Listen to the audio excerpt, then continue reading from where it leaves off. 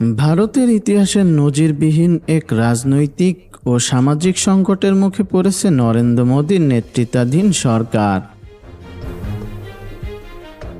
মেডিকেলে ভর্তি পরীক্ষার প্রশ্ন ফাঁস ও দুর্নীতির অভিযোগকে কেন্দ্র করে গড়ে ওঠা ছাত্র আন্দোলন এখন পুরো ভারতের শাসন ব্যবস্থাকেই নাড়িয়ে দিয়েছে।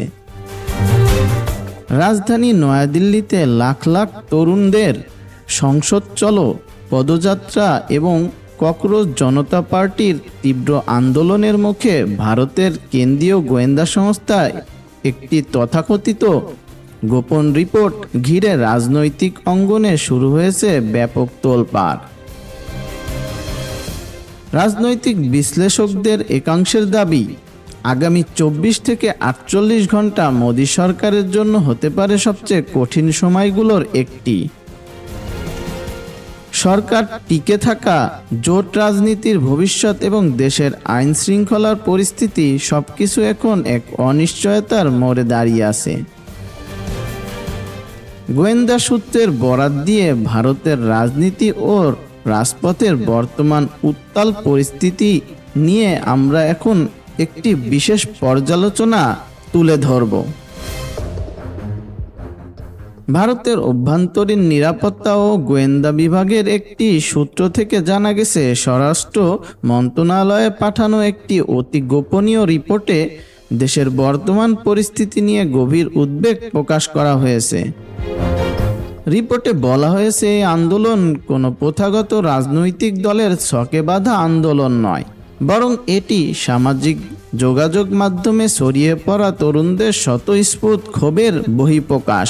ফলে কোনো একক নেতাকে গ্রেপ্তার করে বা কোনো সংগঠনকে নিষিদ্ধ করে এই আন্দোলন দমন করা সম্ভব হবে না বলে আশঙ্কা প্রকাশ করা হয়েছে।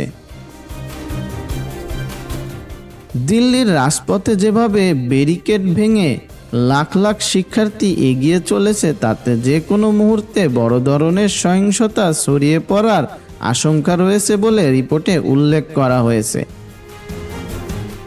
আন্দোলন যদি দেশজুড়ে বিস্তৃত হয়, তাহলে পরিস্থিতি সরকারের সম্পূর্ণ নিয়ন্ত্রণের বাইরে চলে যেতে পারে বলে সতর্ক করা হয়েছে।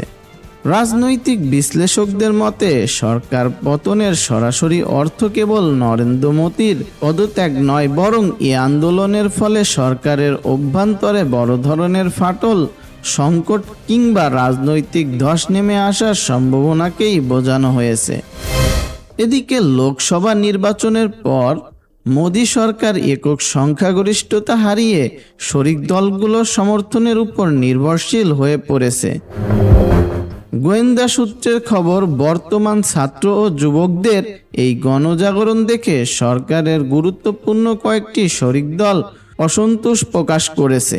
তাদের অবস্থান স্পষ্ট, শিক্ষা কেলেঙ্কারি দ্রুত সমাধান না হলে এবং আন্দোলনরত ছাত্রদের উপর দমন পীড়ন বন্ধ না হলে তারা জোট থেকে সমর্থন প্রত্যাহারের বিষয় বিবেচনা করতে পারে।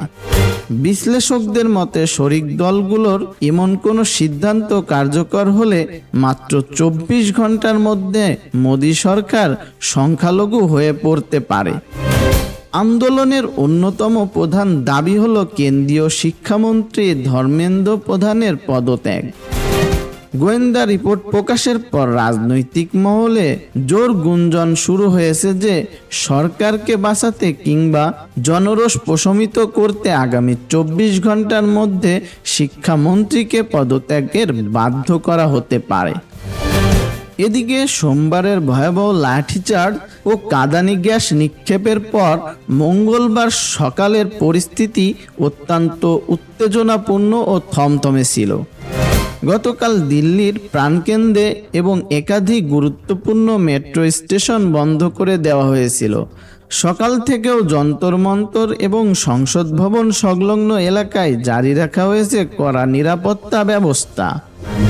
সামাজিক যোগাযোগ মাধ্যমে গুঞ্জন ছড়ানো বা নতুন করে গণজামায়াত সংগঠিত হওয়ার আশঙ্কায় রাজনীতির নির্দিষ্ট কয়েকটি এলাকায় মোবাইল ইন্টারনেট পরিষেবা আংশিকভাবে সীমিত রাখা হয়েছে বলে জানা গেছে। সিজিবির প্রধান অভিজিৎ দীপকে নিরাপত্তা বাহিনীর হেফাজতে থাকলেও আন্দোলনকারীরা সামাজিক যোগাযোগ মাধ্যমে তাদের কার্যক্রম চালিয়ে যাচ্ছে।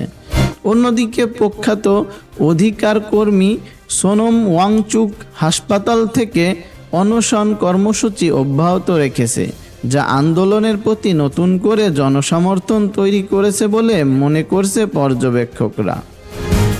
দিল্লির রাজনৈতিক অলিন্দে এখন একটাই প্রশ্ন ঘুরপাক খাচ্ছে, মোদী সরকার কি ছাত্রদের দাবি মুখে নতি স্বীকার করে শিক্ষামন্ত্রীকে অপসারণ করবে এবং এনইইটি পরীক্ষার ব্যবস্থা নিয়ে ঐতিহাসিক কোনো সংস্করণের ঘোষণা দিবে, নাকি কঠোর অবস্থান নিয়ে আন্দোলন দমনের পথে হাঁটবে, যা তাদের রাজনৈতিক ভবিষ্যৎকে আরও বড় ঝুঁকির মুখে ঠেলে দিতে পারে।